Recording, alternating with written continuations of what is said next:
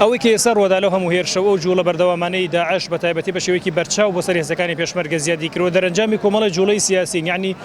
کۆمەڵێک کۆکاری سیاسی لە پشت ئەم شەڕانەوە یعنی کێشەکان ئەوە کێشی سیاسیین ئەوە کێشی ئەمنی و تونند و تیژی ئەوە نیە گروپێکی چەکدار سەری هەڵدا بێتەوە یعنی ئەم گروپە چەکدارانە بەردەوام هەبوون و فعالیەتیان هەبووە ئەوەی کە ئێستا سەری هەڵداوە کۆمەڵی کێشەی سیاسی وای کردووە بە تایبەتی پێکێنانی حکوومەتی عێراق لایەنێکەوەدا فشاری خۆی بکات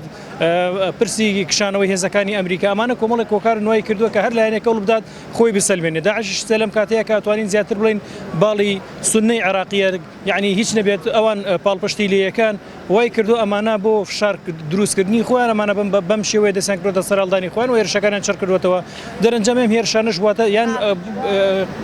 زیانەکانی ئەم هێرشانە کە بە شێوەیەکی بەچاو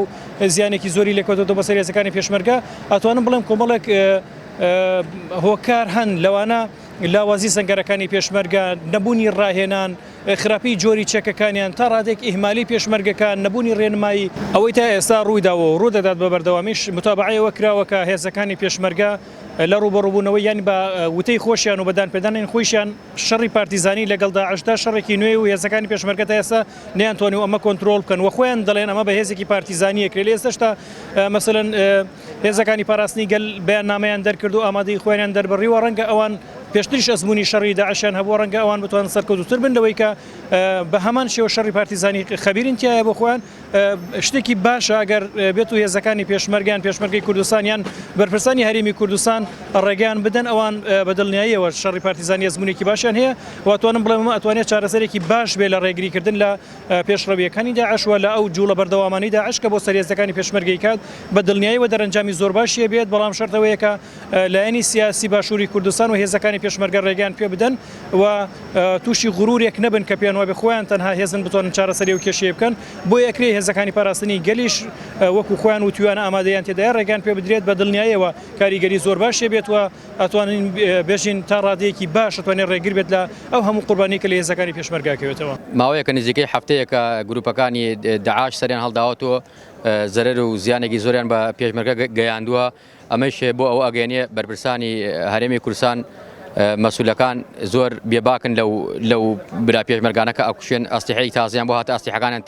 تەسمیێزی پێشمەرگە ناکەن یەکێتی و پارتی هێزەکانی 1970 لەبین خۆیانە شەڕ و ناکۆکی و ئالۆزیان دروست کردووە ئەمە شێوێتە هۆی مای زەرر بۆ برا پێشمەرگەکانمان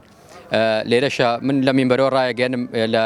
یەکێتی و پارتی داوا لە هێزەکانی پەکەکە بکەن پەکەکە وەکو چۆن لە 2014دا داوازیە ناو شارەوە هاوشانی برا پێشمەرگەکانمان شەڕیان کە ئیسەش ئامادەی خۆیان دەرەبڕن بۆ لە ناوبردنی هێزی داعش بەڕاستی پەکەکە هەڵوێستێکی جوانی دەربڕێ وەکو چۆن لە 2014دا هاوشانی برا پێشمەرگەکانمان شەڕیان کرد ئیسەش هەڵوێستی خۆیان دەربڕێ داواکەم لەلایەنە سیاسیەکان بڕۆنە بەرەوە بڕۆن دەم داواکاریەکەیان و بیان تێرن لەبەرەوە بتوان شارەزاییەکی باشیانێ لە تەقەکردون لە ناوچوونی داعاشا داوای لیاکەم بیاتێنە ریزی پێشەوە بۆ هاوکاری پێشمەرگە وزارەتی پێشمەرگە لەم چرکە ساتە کوی باقی وزارەتەکانی حکوومەتی هەرێمی کوردستان غەرقی گەندەڵەیەوە ئەگەر تێبینی بکەیت بە پێی لێدوانی خۆیان یاخود پێشمەرگەکان کە دزە ئەکات جاری وا هەیە زۆرینەی فەوجەکان خەڵکی بندیواری تایە کە ئەمە یەکێکە لە مەترسیەکان و لە عینی کاتە هێزی پێشمەرگە بە شێوەیە لە شێوەکان ئیهمال کراوە نەتوانراوە ژیانیان بۆ دابین بکرێت و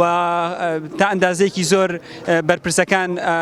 ناتوان بچنە پێشەوەی بەرەکانی سەنگەر وەر خەڵکی هێژار و ڕەش و ڕوتە بێ بە قوربانی بەرگریکردنێک لە بۆردەری هەرێمی کوردستان لە سنووری هەرێمی کوردستان جێگەی گرنگە هەر هێزێکی سیاسی لە هەر شوێنێکی ئەم دنیایە و بێ سەپۆرتی ئێرە بکات یاخود هەرێمی کوردستان پارێزێ بۆ ئێمە گرنگە لە ڕاستیە و ئەم هەڵوێستەی هەپەگەشت بە بڕای من هەڵوێستێکی دقیقەوە هەڵوێستەکە لە شوێنەکە جێگەی پێزانینە بەڵام حلی استراتیژی ئەوەیە کە بەڕاستی وزارەی پێشمەرگە لە شوێنێکە خۆی ڕێ بکاتەوە و مدەڕێ بێ بۆی بتوانێت هەرێمی کوردستان بە شێوەیەکی جوان پارێزێ و بکات و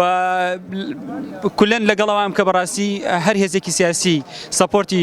هەرێمی کوردستان بکات جێگەی گرنگەوە جێگەی پێزانینەوە هەڵوێستێکی جوانە هەڵوێستێکی جوامێرانەیە